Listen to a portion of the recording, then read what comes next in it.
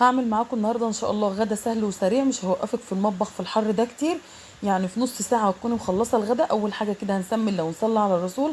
اللهم صل وسلم وبارك على سيدنا محمد وعلى اله وصحبه اجمعين. معايا صدور فراخ مقطعاها شرايح كده. هنعمل شاورمه الفراخ. اول حاجه كده جبت بوله، خدت فيها نص علبه من الزبادي، خدت معلقه من الثوم، وخدت معلقتين من الكاتشب، وهاخد عصير ليمونتين. خلاص كده تمام. يعني خدت نص علبة زبادي ومعلقتين من الكاتشب ومعلقة من الثوم وعصير ليمونتين. ولو عندك برتقال ممكن تحطي عصير برتقانة. وخدت كده حوالي ربع كوباية من الخل. وخدت كيس من تتبيلة الشاورما. وحطيت بقى البهارات، حطيت بابريكا وحطيت فلفل اسمر وحطيت بهارات فراخ. وحطيت حبهان، الحبهان طبعا اساسي في تتبيلة الشاورما، بيديلها طعم حلو جدا. وحطيت ملح ومعلقتين من الزيت. يعني التتبيلة سهلة جدا وبسيطة. شايفين شكلها عامل ازاي، وكانت ريحتها تحفة وخطيرة. نزلت بالشاورما كده وهقلبها وسبتها في التتبيلة حوالي ساعة. لو عندك وقت اكتر من كده ممكن تسيبيها، لكن انا ما كانش عندي وقت فسبتها كده ساعة. شايفين لون التتبيلة بتاعتها جميلة جدا. هغطيها كده بلاستيك راب وهسيبها في التلاجة لمدة ساعة. هنا بقى هعمل الصوص اللي هنحطه على الشاورما. جبت كده العلبة من الزبادي، وكان معايا نص العلبة ان انا خدتها للتتبيلة. يعني معايا علبة ونص من الزبادي. هاخد عليهم كده حوالي نص كوباية من المايونيز. وخدت نص معلقة صغيرة من الثوم وهقلبه بالشكل ده كده.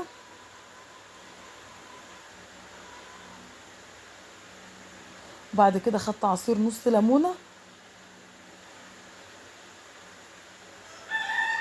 وده خيار مخلل مقطعاه كده قطع صغيرة بالسكينة. جربوا الصوص ده، بيكون جميل جدا مع الشاورما ومع الفراخ المشوية. بيكون طعمه حلو جدا. وخدت كمان رشة ملح، وكده الصوص اللي احنا محتاجينه جاهز معانا. بعد كده جبت بقى عيش. العيش ده هبدأ اقطعه كده زي ما انتم شايفين بالشكل ده كده، وهنحمره. ده العيش اللي هنحمره مع الشاورما. طبعا اعملي اي نوع عيش تفضليه.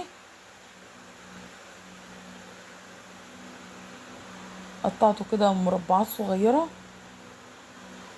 لو عجبتك الوصفة ما تنسيش تعملي لايك وشير وسبسكرايب وتفعلي الجرس عشان يوصلك كل الفيديوهات الجديدة. خلاص كده العيش جاهز معانا. هنروح بقى في طاسة على النار. الزيت طبعا يكون سخن، ما تحطيش العيش غير والزيت سخن، عشان لو حطيته وهو بارد هيشرب معاكي زيت. مجرد ما بتحطيه هياخد معاكي لون، هتقلبيه على الجهة التانية وتخرجيه على طول من الزيت.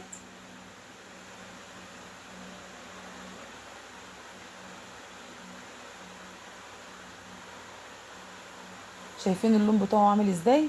اول ما خد اللون ده كده خرجته من الزيت على طول.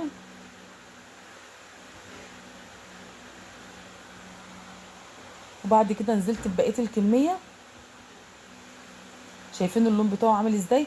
حطيه بقى في مصفى عشان لو في زيت ينزل بواقي الزيت اللي فيه، يصفي الزيت اللي فيه كويس. خلاص كده تمام. هنا بقى هنعمل رز مع الشاورما.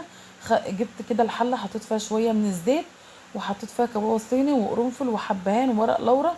شوحته كده يطلع الزيوت العطريه اللي فيه. وبعد كده غسلت كوبايه ونص من الرز البسمتي، وهعمل رز ابيض عادي جدا. يعني مش هيكون رز اصفر، لا رز ابيض. حطيت بس قرنفل وكباب صيني وورق لورا وحبيتين حبهان، شوحتهم في الزيت. وبعد كده اديت للرز تشويحه ونزلت عليه بالميه.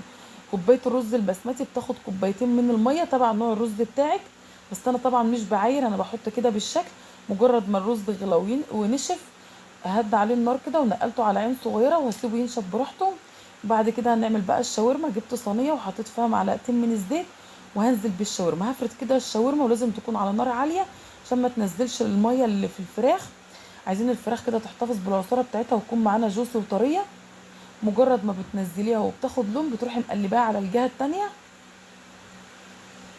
هنا الرز كمان كان نشف، هديت عليه النار خالص وهسيبه لحد ما يتشرب الميه اللي فيه تماما. شايفين الشاورما طبعا عشان حطيناها على نار عاليه ما نزلتش معانا ميه ولا حاجه. التتبيله دي كانت خطيره جدا وكانت عاطيه طعم حلو. خلاص كده الشاورما استوت معانا وجهزت، ما بتاخدش وقت. وهنا الرز كمان كان جاهز. اللي انا طبعا بشيله ده القرنفل والكباب الصيني. بعد كده هحطه في الاطباق بالشكل ده. لو انت حابه تعملي الرز الاصفر مفيش اي مشكله. بعد كده جبت العيش اللي احنا محمصينه، هبدا احطه كده في الطبق بالشكل اللي انتوا شايفينه ده كده. طريقتها سهله جدا وبسيطه، وزي ما قلت لك مش هتقفي في المطبخ اكتر من نص ساعه، هتكوني مجهزه الغدا، مش هياخد معاكي نص ساعه. بدات اجيب الشاورما كده واحطها على وش الرز. هعمل كل الاطباق بنفس الشكل اللي انتوا شايفينه ده كده.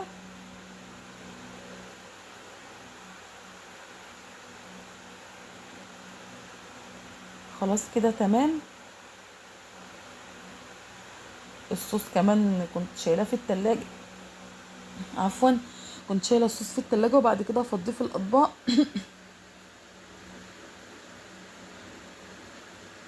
وده بقيه العيش المتحمص. وطبعا فضيت كمان طبق شاورما، وحطيت صوص على الشاورما من فوق كده، بس انا حطيته في اطباق طبعا اختياري، اللي عاوز يحط في الطبق بتاعه هيحط. دي كانت وصفة النهاردة، ان شاء الله تجربوها وربنا يحسن ما بين ايديكم، واشوفكم في وصفة جديدة على خير، ومع السلامة.